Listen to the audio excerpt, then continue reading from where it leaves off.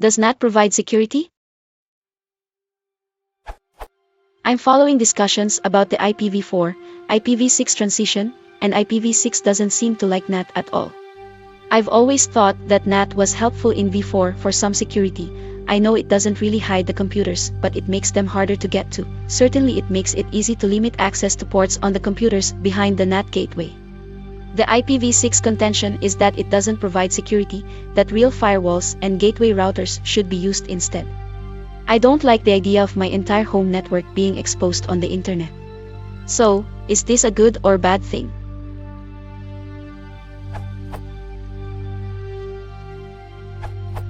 NAT allows a certain type of security, in that people outside of your network cannot initiate connections to the inside of your network. This cuts down on worms and other classes of malware. This helps some. Things it doesn't help. Other malware from the outside. Viruses, drive-by browser hijacks, Trojans. Any attack from the inside. If any computer is compromised internally, they have free reign on your other computers.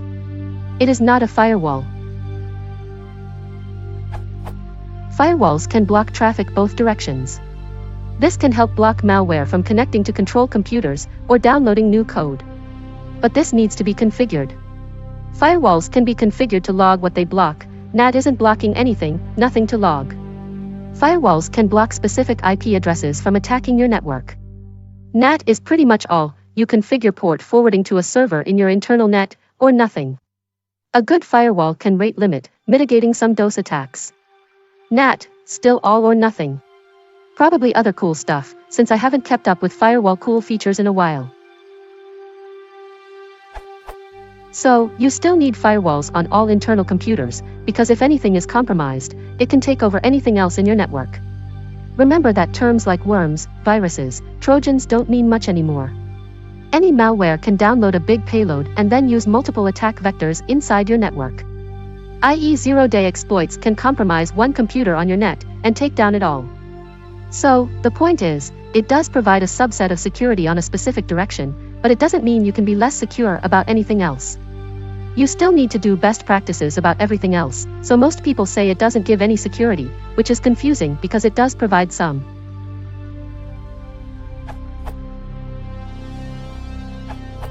Primarily, NAT is a fix for the IPv4 shortage issue. As a side benefit, it limits access to internal machines, which provides a firewall-like function.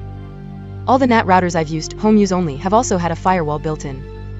If you decide not to NAT, you still need a firewall because all your internal machines are exposed without one.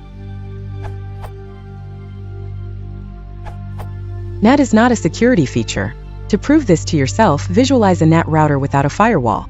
Every external port that was used by an internal machine is simply left open. A NAT setup like this would provide no security because anyone on the outside could just connect to your internal ports through the last external port you used. As a matter of fact, UDP is already implemented like that because there is no connection for the NAT gateway to track. Okay, I lied a little bit because the UDP is limited to receiving from the last IP that was sent to. But to scare everyone, back when NAT was new, some vendors didn't get this right, and the UDP ports were open to the world. So what provides the actual security in a NAT gateway is not the NAT but is the stateful firewall.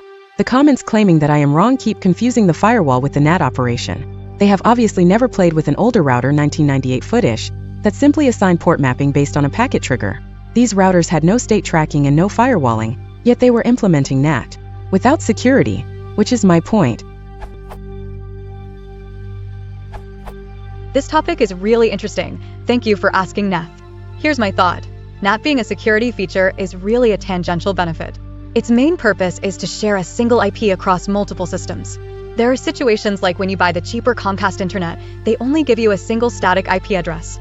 That means to have multiple systems online simultaneously, your router has to manage them through NAT.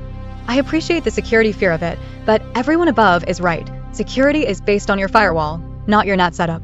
There are interesting /cool options to look into if security is your thing. 1. Do the basics first. Check your router for firewall settings. If it doesn't have anything worthwhile, Google it and see if you can flash it with DWRT, open source, and badass router OS. 2. Abstract your IP address through A. Running anything private within a virtual machine on your system. B. Using a proxy server or service like the Cocoon add-on for FF. C. Installing Tor. This kind of thought can go on for a while, so I'll leave it at here for now. Godspeed in protecting yourself online.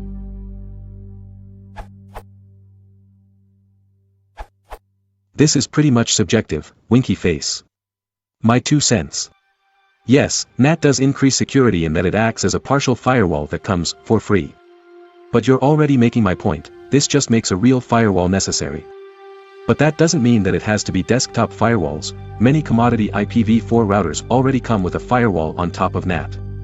To sum everything up, if there's a functional, properly configured firewall on the router, computers on an IPv6 network without NAT will still have as many ports open to the world as it was with IPv4, none, and instead of forwarding ports, you're making firewall exceptions.